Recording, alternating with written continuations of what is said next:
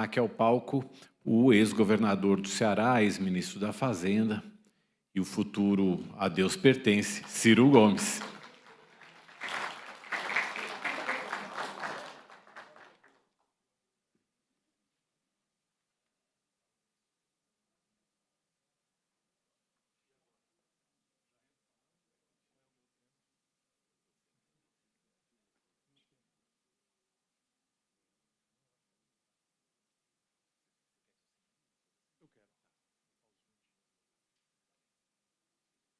Estou combinando o tema, quanto tempo e qual é a dinâmica, para poder ser um improviso com algum planejamento. Bom dia, ou não sei se já boa tarde a todas e a todos. Eu quero mais uma vez agradecer o privilégio de ter sido lembrado pelo Grupo Otimista, meu estimado amigo e grande cearense Adriano Nogueira, que tem resistido no Ceará, fazendo uma imprensa livre, independente, capaz de mostrar as coisas boas, e ele gosta muito de mostrar as coisas boas, tanto que o nome é Otimista, mas é praticamente uma voz solitária denunciando as gravíssimas mazelas que, infelizmente, o poder total, como dizia Montesquieu, corrompeu totalmente. Montesquieu dizia que o poder corrompe e que o poder total corrompe totalmente. Essa é um pouco a realidade nesse momento no Ceará. Eu sou chamado para essas reflexões. Eu cheguei agora de Aracaju, entrei no avião às 2h da manhã, 2h30 da manhã, desci em São Paulo, troquei de avião, deu tempo de tomar um banho, que eu queria chegar para ver aqui a expressão do ministro Fux, que é um jurista sério, respeitado, corajoso, e que sabe que o papel do juiz não é seguir na onda, especialmente das pressões de imprensa, e sim fazer o que manda a lei que seja feito, qualquer que seja o agrado ou desagrado das opiniões publicadas desse nosso país, que vive esse momento constrangedor. E a ideia que eu tenho estado a conversar no Brasil vai um pouco na contramão do meu pulso otimista. Eu sempre, então, antes de fazer a minha análise, como um médico, quando aborda um paciente, ele não vai chegar e dizer, como uma árvore de mau agouro, dizer, olha, a situação é ruim, cidadão, você está com o pé na cova. Não, o médico não faz isso, né? Ele, naturalmente, também não pode falsear o diagnóstico. Ele tem que dizer, olha, você está aqui com um problema, o problema tem esse nível de complexidade e gravidade, os riscos são mais ou menos assim, agora vamos lá, vamos agitar. Se você fizer as providências corretas e tal, e Deus é grande, vai dar tudo certo. Então, é mais ou menos a minha estrutura de reflexão aqui. Eu quero, antes de tudo, fazer um diagnóstico do problema dessa coisa adorada chamada Brasil, que é um amor não correspondido que eu tenho no meu peito, desde muito tempo antes. E hoje em dia eu tenho quase brincado, há um conterrâneo meu e do Adriano, cearense, humorista, eu sou um péssimo contador de piada, mas eu tenho me lembrado muito dessa piada que na boca do Tom Cavalcante é muito engraçada, acredita, e na minha fica pálida. Mas o que importa aqui é um pouco o que está acontecendo no olhar que eu tenho hoje sobre o Brasil, que é a história de um cachorro que o Tom Cavalcante comprou e botou o nome do cachorro de Pra Fora. E o cachorro pirou. Pirou, foi ter que ser internado no Hospital Psiquiátrico Canino, que eu não sei se existe, a Carmen que deve saber, né, porque ele ficava dizendo para dentro, para fora, para dentro. E o pobre do cachorro, né, pirou. E mais ou menos assim eu estou diante da realidade brasileira. Se nós olharmos a propaganda oficial do país, nós não vamos ter a percepção minimamente correta do grave momento que o nosso país está vivendo no Brasil hoje. Não quer dizer, de novo, que haja nenhuma tragédia nas nossas circunstâncias e tal, embora tragédias possam ser identificadas. Nós estamos conversando hoje, mais de 130 brasileiros foram assassinados, mortos pela Polícia do Rio de Janeiro, entre os quais 4 policiais, trabalhadores da causa da defesa da segurança da sociedade, como uma resposta tosca a um drama que a sociedade experimenta, que é a violência impune, que é o crime organizado, que é o domínio do território, muito mais grave do que a Colômbia, que tinha um problema de domínio territorial rural, das Farc, que era uma guerrilha rural. No Brasil, nós temos mais de 1/4 do território brasileiro urbano controlado por facções criminosas. E há um terror que a sociedade está experimentando e uma demanda que a sociedade formula com toda a razão, derivada do medo e do terror que experimenta, de que as autoridades façam alguma coisa. E o faça alguma coisa, de vez em quando, é isso. Sobe o morro e senta a bala e tal, e alguma acha que está tudo certo, porque morreram 4 policiais e 130 outras pessoas que a sociedade assustada, machucada, aterrorizada, acha que é tudo bandido. Quando uma sociedade minimamente razoável, né, reflete sobre esta forma de justiçamento, porque se um inocente, uma criança, um jovem, um adolescente, que podia ser nosso filho, né, está ali no meio dessa barbárie, já não justificaria essas coisas. Então, como eu estava dizendo, assim, o Brasil tem muitas tragédias, muitas acontecendo, mas dá para a gente ir tangendo, como a gente meio que se acostumou a ir fazendo. Mas num debate como esse, em que a inteligência, né, do Grupo Otimista chama pessoas tão qualificadas, menos eu, naturalmente, eu sou um pouco mais vivido do que qualificado, para examinar as coisas, a gente tem que dar uma olhadinha e tentar entender as estatísticas do país mais com a nossa inteligência e menos com o nosso coração. Porque, para agravar muito ainda o que está acontecendo no país, nós estamos vivenciando uma polarização política extremamente oca, despolitizada, em que há uma guerra de paixões e ódios, em que a primeira vítima é a nossa inteligência, a nossa racionalidade, a nossa capacidade de discutir entre diferentes o olhar que nós deveríamos construir em conjunto, como nacionais, irmãos da mesma pátria, para a equação do nosso problema. Então, repare, nós acabamos de ouvir uma palestra aqui. Nessa palestra, está aqui um empreendimento se planejando, que vai mudar em 10 vezes o PIB de uma região pobre, do semiárido do Nordeste, mas lá no diagnóstico, nós temos a informação de que há 20 anos atrás o Brasil importava do estrangeiro metade dos fertilizantes que usamos na mais portentosa agropecuária do mundo, que é a nossa. Hoje nós estamos importando 90%. E eu disse para o meu vizinho ali de cadeira e tal, eu disse, olha, isso aí é igual no Brasil para qualquer lugar que você queira olhar. O Brasil está se degradando, está se desconstituindo como sociedade ante nossa perplexidade, nossa passividade, ou, mais gravemente, nossa passionalidade, nossos ódios e paixões, em que faz a gente defender o indefensável, dependendo se o patrocinador deste indefensável é o nosso bem-querer, da política e tal. Nenhuma sociedade apaixonada por político está sadia. Está extremamente doente. Uma sociedade que é apaixonada por político pode acreditar em uma sociedade muito gravemente doente. Porque a política é uma atividade complexa, contraditória, e ela existe exatamente para isso, para que a gente aborde a contradição com frieza, racionalidade, inteligência, método. E é isso que eu estou propondo para as pessoas. Então, vamos lá.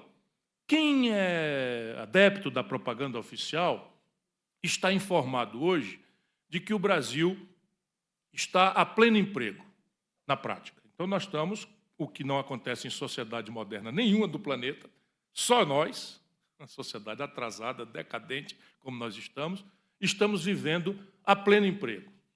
A Europa está vivendo um drama grave do desemprego estrutural, em que, na Espanha, por exemplo, se nós tomarmos os jovens de 18 a 25 anos, a taxa de desemprego se aproxima de 40%. Mas, no Brasil, a propaganda oficial diz que nós estamos a pleno emprego. Claro que eles não estão mentindo assim tão despudoradamente. A fonte deles é o IBGE. Então, vamos bater na porta do IBGE e vamos compreender e fazer uma pergunta. Espera aí um pouquinho. A Espanha, a Alemanha, a Itália, países extremamente desenvolvidos, estão vivendo desemprego estrutural tremendo de imensas parcelas da população desabilitadas para as novas práticas que as tecnologias estão impondo, e tal. Nós ouvimos vocês falarem em inteligência artificial, e o Brasil está vivendo sozinho a pleno emprego. Me explica aí, IBGE. Bom, quem faz como eu bater nessa porta vai encontrar a explicação. É que neste país, e somente aqui, se o cidadão está cliente de um programa fisiológico, assistencialista, da proteção das políticas sociais compensatórias, aqui se diz que ele está ocupado, portanto, não está desempregado. Pronto, a chave está aí. Sabe quantos brasileiros estão clientes hoje da maior política historicamente do planeta de assistencialismo e cobertura com políticas sociais compensatórias do mundo? 94 milhões de brasileiros. Vocês têm ideia do que é isso? 94 milhões de brasileiros estão hoje vivendo das políticas sociais compensatórias do assistencialismo oficial. Isso, evidentemente, para quem conhece o Brasil com o amor que eu tenho, sabe que, infelizmente, o BPC, o Bolsa Família, é a diferença de comer ou não comer com a criança, não é, pobre dos rincões do país, das periferias do Brasil e tal. Portanto, eu não estou falando contra. Eu apenas estou constatando, a partir de uma metodologia, que isto é uma coisa completamente estrategicamente patológica, doentia. O que bota uma nação para frente, para progredir, é o trabalho qualificado e decentemente remunerado. Agora vamos lá, por outro ângulo. Por que nós estamos a pleno emprego? É porque, na estatística brasileira, toda e qualquer ocupação significa emprego. E aí, veja bem, no Brasil, hoje, 38 de cada 100 trabalhadores e trabalhadoras, 38 de cada 100 trabalhadores e trabalhadoras estão na mais selvagem informalidade.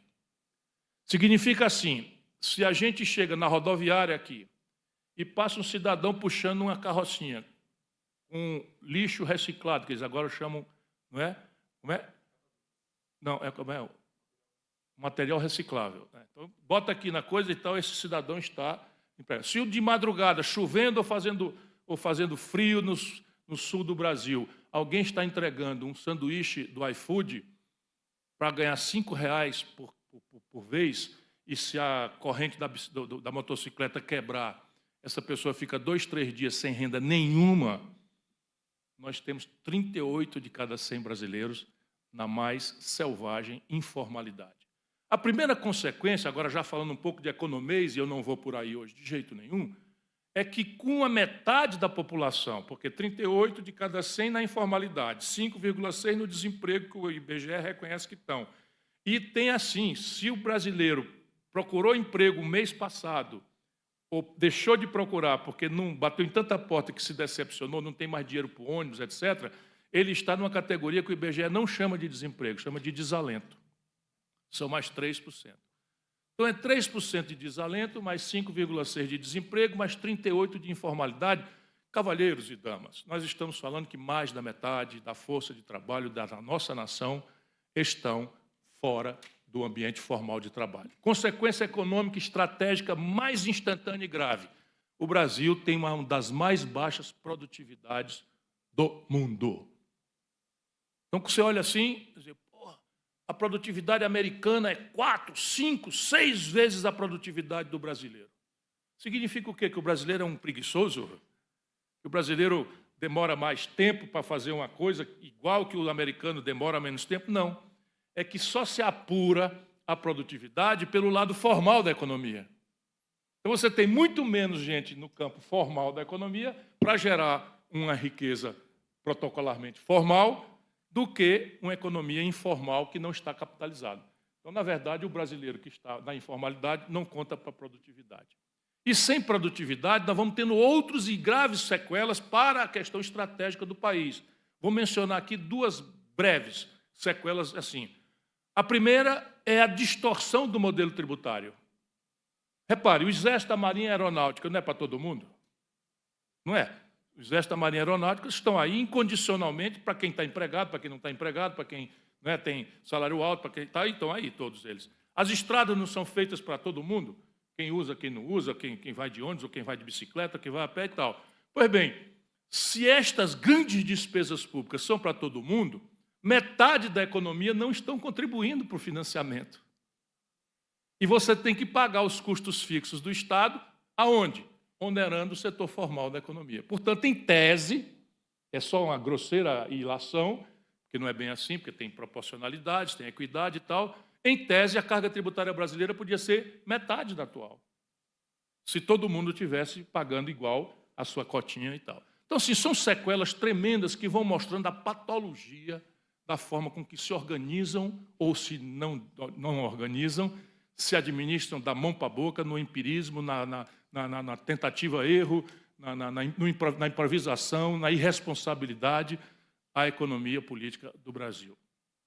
Agora, vamos lá. Isto é da agora? Isso é algum rancor alguma crítica mais azeda que eu tenho ao atual governo? Não, eu critico todos os governos, com exceção de 2. Um foi o Itamar Franco, que eu ajudei, fui ministro da Fazenda, ajudei a fazer o Plano Real, porque eu via nele, e não errei, a disposição séria de fazer o que tinha que ser feito pelo país em favor das maiorias populares do Brasil. E o outro foi o Lula, no primeiro mandato, de que eu também fui ministro.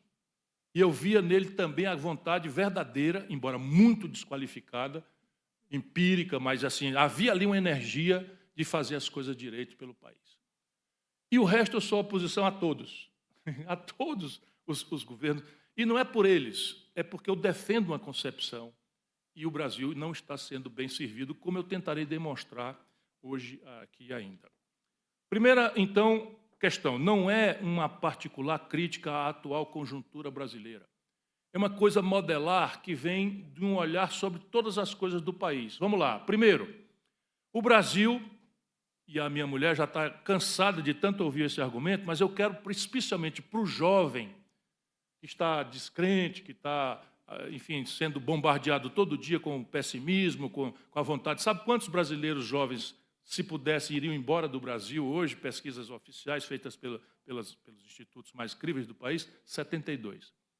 72% dos jovens perguntados se tivesse oportunidade, gostariam de ir embora do Brasil. Então, em homenagem a eles, em homenagem aos jovens brasileiros, eu lembro que esta realidade medíocre, corrompida, não é a história real do Brasil.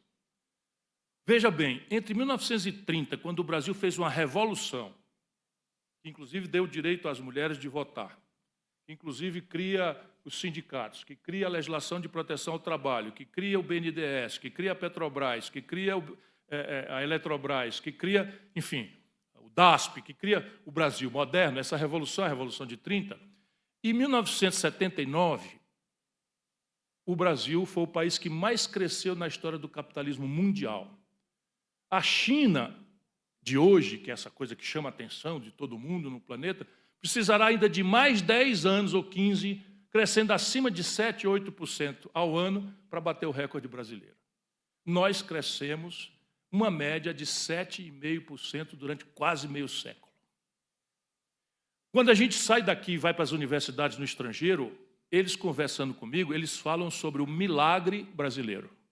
E me perguntam, o que é que houve? Milagre brasileiro, e o professor Delfiné dizia, ora, milagre é efeito sem causa.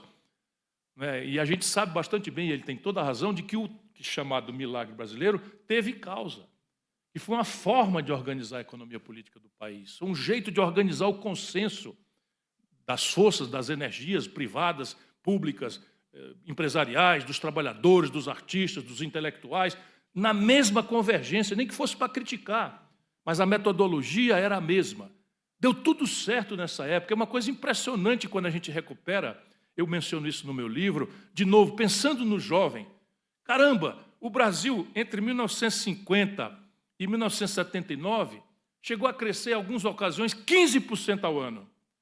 E as coisas davam tão certo, em todos os ângulos, é isso que eu disse para eles, está tudo errado hoje em dia. E na época dava tudo certo. Olha aqui, o Brasil foi campeão de futebol a primeira vez em 58. O Brasil foi bicampeão a segunda vez em 62, 4 aninhos depois. O Brasil foi campeão de futebol, tricampeão, e trouxe a taça Júlio Rimet, que roubaram e derreteram depois, em 1970. O Brasil criou um ritmo musical. Veja ver se pode, o gênio, o talento cultural brasileiro. Nós criamos um ritmo musical que hoje vem built-in nos teclados feitos no Japão, ou na Alemanha, ou na Itália, chamado Bossa Nova. O Brasil criou isso nessa época. O Brasil ganhou o Festival de Cannes com Glauber Rocha, era o cinema novo, era uma linguagem caríssima, o cinema é uma linguagem muito cara. E o Brasil fez um cinema absolutamente comovente para o mundo admirar e bater palma. O cinema novo foi criado nessa data, nessa época, porque esta emulação ela contamina a energia, a imaginação do país, a crença em si mesmo do país. Mas tem mais coisa. A Esther Bueno foi campeã mundial de tênis. O Éder Joffre foi campeão mundial de boxe.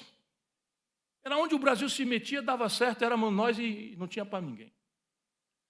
Portanto, jovens, Qual é o problema? O céu, abençoado pela nossa tradição cristã, né, do Cruzeiro do Sul, é o mesmo.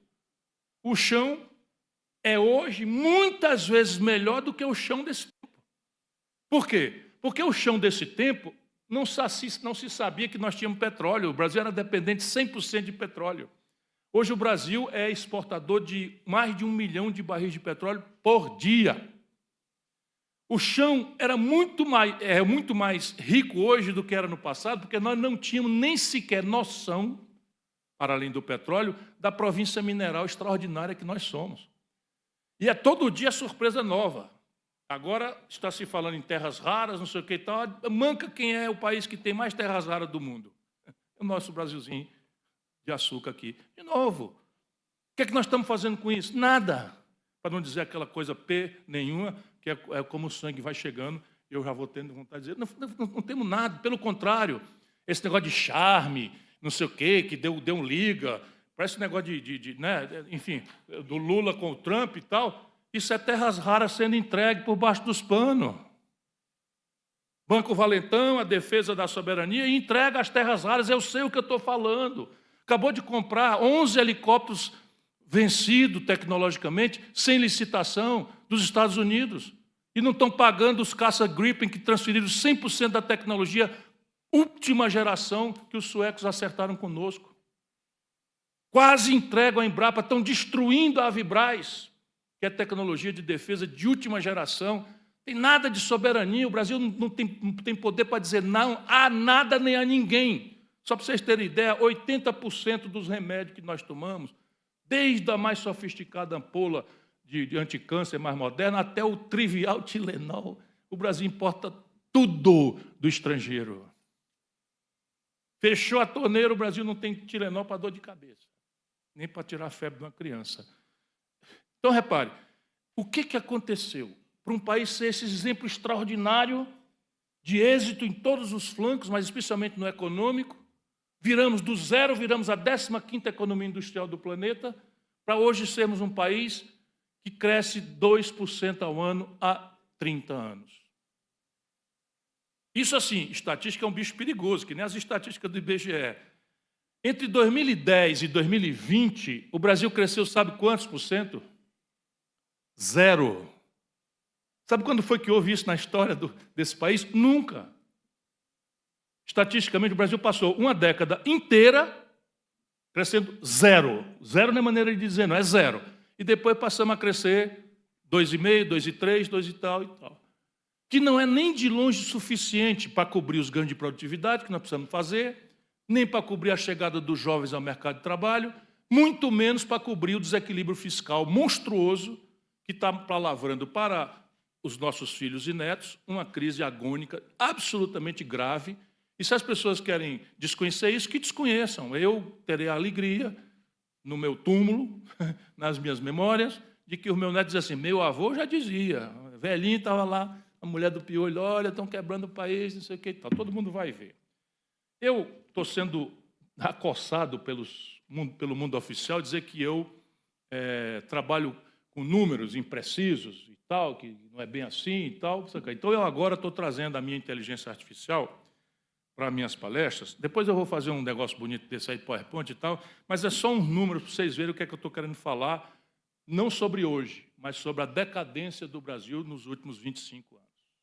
No mínimo 25 anos. Olha aqui. Vamos lá. Eu vou mostrar aqui a comparação prática entre o que o Brasil cresceu e o que a China cresceu. Vejam bem, o mesmo mundo, eu peguei o ano que eu arbitro que nós retomamos a democracia, 1985, para a gente não ficar mais botando culpa na ditadura.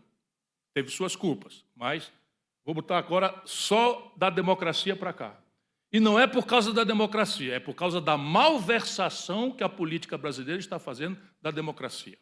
Vejam bem, em 1985, e sob o ponto de vista do tempo histórico, é ontem, o Brasil tinha um PIB de 835 bilhões e 790 milhões de dólares. Pronto, petezada. Está aqui o número oficial do Banco Mundial, até na fração dos milhões. Tá certo? Então, era 835 bilhões o PIB brasileiro. O da China era de 710 bilhões e 800 milhões.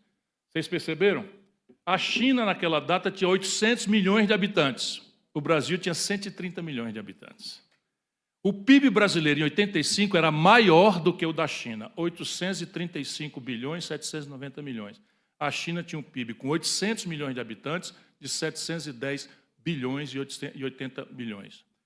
Em 2024, que é o último ano que nós temos, 25 não acabou ainda, o PIB brasileiro passa a 2 trilhões e 27 bilhões e 680 milhões de reais.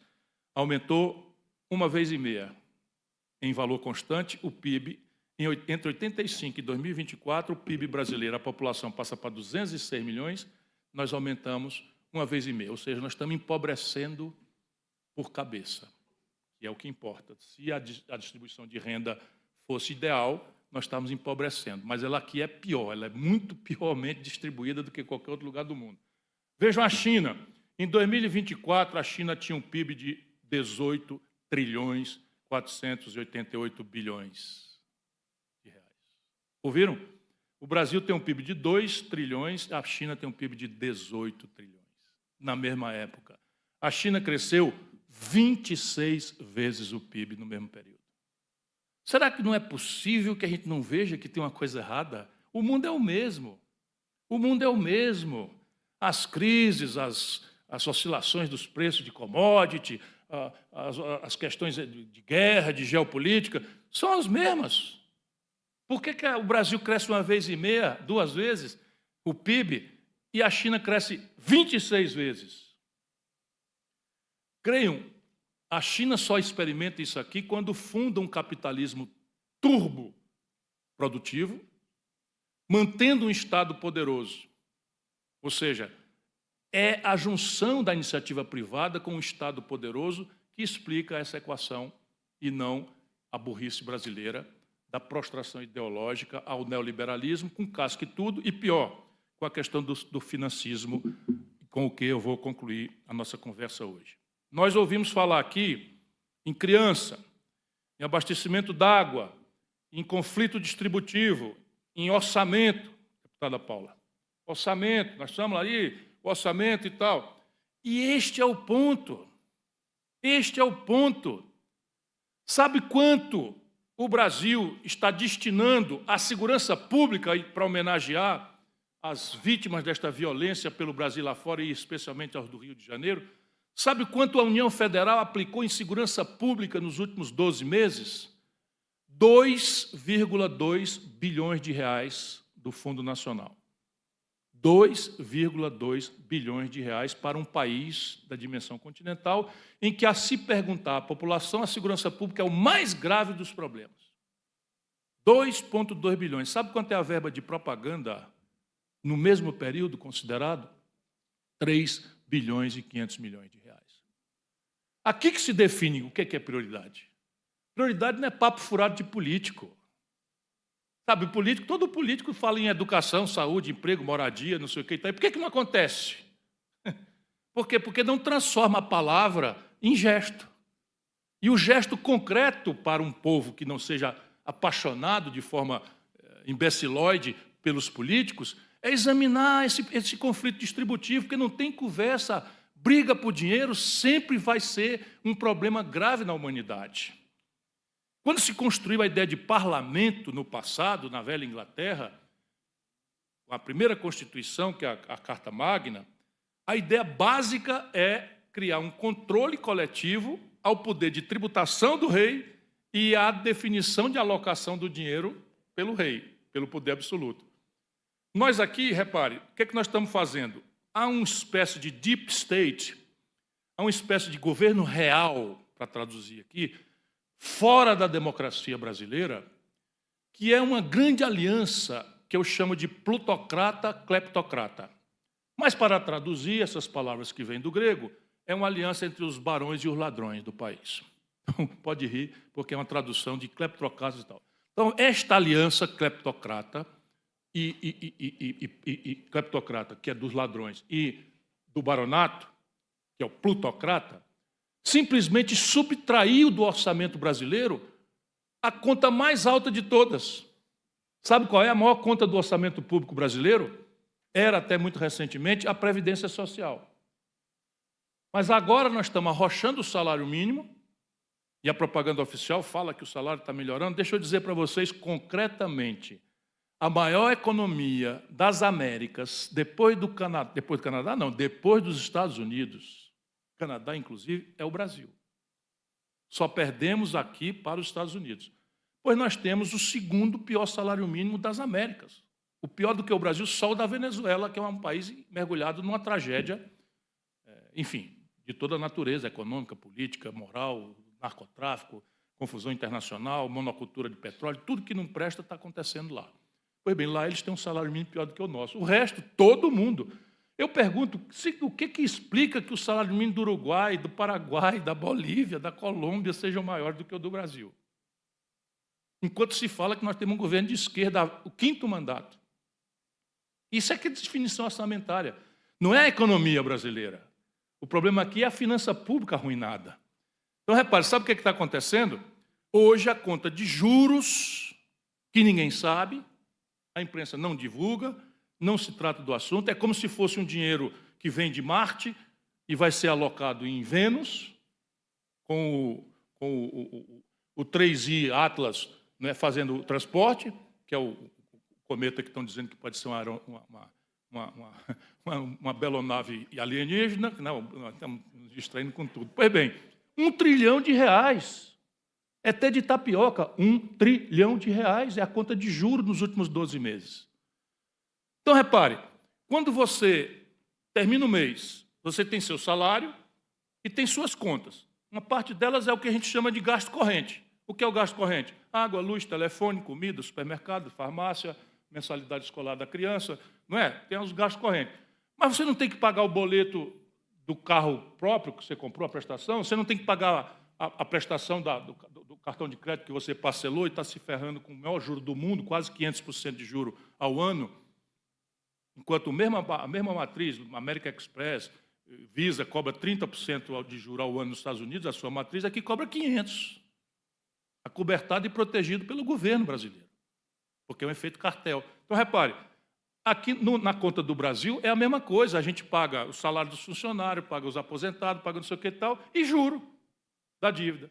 Eles excluem R$1 trilhão, porque se o povo souber que as universidades hoje estão recebendo metade do que recebiam em valores reais em 2014, se eles souberem que a Polícia Federal está fazendo lobby na imprensa, avisando que vai faltar dinheiro para emissão de passaporte, na véspera da classe média viajar para a Disney, não é? Em dezembro, por falta de dinheiro, o povo vai se revoltar. Mas não, esse assunto não é tratado porque a mídia brasileira, a grande mídia nacional, a imprensa nacional, é controlada por 5 famílias, todas elas beneficiárias do rentismo.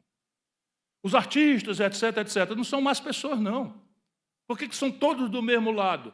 Porque, para eles, a democracia é uma abstração. Eles não têm demanda sobre saúde pública, eles têm plano de saúde internacional. Eles não têm problema de educação pública, porque eles têm mensalidade escolar privada nas escolas bilíngues do Rio de Janeiro e de São Paulo. Eles não têm problema de segurança, por quê? Porque eles têm carro blindado e condomínios armados até o dente para a proteção deles na Barra da Tijuca. Então, para eles, a democracia é essa abstração, em que a maleducação de um é causa bastante para você perdoar toda a esculhambação e roubalheira do outro. E pronto. Enquanto esses assuntos aqui são assuntos menores, secundários. R$1 trilhão de juro. Ora, por quê? Para onde é que vão esses R$1 trilhão de juro? Vão para os rentistas. Vão para os rentistas. Os bancos pegam o seu pedaço, mas distribuem para os rentistas, para os especuladores, que são 10 mil famílias no Brasil que dão as cartas na chamada sociedade civil brasileira. Isso tem jeito? Tem, mas está ficando cada vez mais difícil. Por quê? Porque, economicamente, como o Brasil está em déficit, esse R$1 trilhão por ano, que não são pagos, vira dívida nova. Então, a dívida cresce R$1 trilhão por ano. Ora, R$1 trilhão é quase 6%, 7% do PIB. E a economia? Olhando para trás, as estatísticas, olhando para trás na propaganda oficial, o governo está alegando que o Brasil está crescendo a 3%. Quando você olha, aí vai ver, o Brasil tem uma desigualdade profunda E qual seja, você tem a safra no primeiro trimestre, que é o agropecuária, bons preços internacionais, não sei o que e tal, você cresce 12%. Aí 12% como proporção do PIB vira lá 1 ponto. Então já está precificado, ainda que a indústria esteja acabada, os serviços estejam liquidados, não sei o que e tal, a agropecuária bota 1% no ano, estatisticamente. Depois você tem o consumo das famílias. Então você tem o consumo das famílias está indo basicamente para esses 94 milhões de clientes das políticas sociais compensatórias. É muito doentio que um país dependa do consumo das famílias por política social compensatória, porque na crise fiscal isso é apertado e essa ferramenta, essa energia motriz some. Resultado prático, olhando para frente, ou seja, estamos crescendo 3% olhando para trás, olhando de hoje para os 12 meses na frente, ninguém acredita que o Brasil cresça mais do que 1,5% nos 12 meses. 1,5%. Ora, se eu cresço 6% a dívida do PIB e cresça o PIB 1,5%, eu vou encavalando a dívida do jeito que ela vai ficando na casa do sem jeito. O que é casa do sem jeito para uma dívida? No primeiro momento, é o que está acontecendo hoje. Ela, em curto prazo, a nossa dívida bruta são 9 trilhões e 300 bilhões de reais. 3 trilhões e 500 bilhões de reais venceram hoje. Assim como eu estou lhes dizendo. Então, dívida não é um problema. Se eu tenho uma dívida de 100 mil reais e devo 10 mil e ganho 10 mil, e me pergunta, eu estou bem ou mal, professor? Digo, eu preciso de um dado adicional. É o prazo. Então, você tem uma dívida de 100 mil e ganha 10 mil, qual é o prazo? Não, eu tenho 20 anos para pagar. Não, meu irmão, meta o pé no acelerador que você ainda tem margem para se endividar, que está tudo certo. Né? 20 anos para dividir 100 mil com 10 mil, então você vai pagar com 400 reais. Está tudo certo. Então, o problema da dívida brasileira ainda não é o volume, como a imprensa registra. É o perfil, e essa imprensa não registra. Qual é o perfil? 3 trilhões e 500 bilhões de reais estão vencendo por dia. Não existe ajuste fiscal capaz de honrar isso. O que marca para um futuro próximo um problema muito sério. Muito sério mesmo, de iliquidez. O que é iliquidez? É o camarada deixar de acreditar no papel público e procurar outro ativo. Qual é o outro ativo de emergência? Dólar. Então, você tem uma iminência, é para amanhã, para depois, não sei, mas vai acontecer. Essa questão. Qual é a outra sequela para eu terminar na minha reflexão hoje, mas para a gente se preparar? É a dívida fica mais cara. Qualquer pessoa da periferia do país sabe disso. Se o agiota da esquina sabe que o camarada está devendo demais e está, não sei o que, então ele começa a esquentar o dinheiro, só empresta 24 horas, e começa a exigir mais juro, que é para compensar o risco dele ainda estar com o dinheiro lá. Esta é a explicação do Brasil ter consistentemente, ao longo dos últimos 25 anos, a maior taxa de juros do planeta, enquanto se mente para a sociedade que nós estamos perseguindo a inflação. Não existe inflação alcançável por juro alto no Brasil. Os preços que estão subindo no Brasil são todos preços administrados pelo governo. É o da Petrobras, é o da Eletrobras, é tal, que não pode tirar a taxa de juros para baixo ou para cima. A portaria da Enel diz assim, vai subir 8% a energia, como vai conceder no ano que vem, pouco importa isso, vai acontecer e pronto. E aí o que é que acontece? Estão pagando o risco que o mercado está arbitrando. E como é que resolve isso? Você tinha que ter o Banco Central capaz de operar isso. O que é que eles fizeram? Sem conversar com ninguém, deram um estatuto de autonomia ao Banco Central, que não tem lugar nenhum do planeta, que hoje é uma ONG. O Banco Central Brasileiro é uma ONG que não dá nenhuma satisfação ao poder político do país. Então, todos os gastos com saúde, criança, educação, não sei o que e tal, estão no teto de gasto, estão no arcabouço fiscal, estão não sei o que e tal. Juro, livre, fora. Toda a manipulação de taxa de juros que o Banco Central faz, ele é que administra a dívida, que é do Tesouro. Isso não existe em canto nenhum do mundo, mas vai falar isso para dizer que você é um tal, não sei o quê. Então, e politicamente, que é o que mais me angustia, porque tudo isso tem solução. O que mais me angustia é a corrupção sistematizada e transformada em elemento endógeno ao sistema representativo do Brasil. Em vários aspectos. Nós soubemos agora que partidos que não beijaram a cruz de renovar o compromisso com a reeleição do atual presidente tinham 370 pessoas em cargos públicos e foram deles demitidos. Assim, despudoradamente. Então, em qualquer lugar do mundo, isso é improbidade. Manipulação do setor público que você tem equipe de confiança, está tudo certo, mas a Gleisi dizer, não, é muito legítimo que quem não tiver compromisso com a reeleição do presidente vai para a rua. E tome fufuca, não sei das quantas, não sei o que e tal, tudo ameaçado de demissão. O que a gente fica sabendo, então, é o loteamento do Estado. Mas, mais grave de tudo, e termino, é que a gente esculhambava o governo anterior porque liberava 40 bilhões de reais de emenda parlamentar para negada roubar. Pois bem, este está liberando 63 bilhões de reais para negada roubar, muito mais. Como é que conserta isso? É para a próxima reunião. Muito obrigado por sua atenção.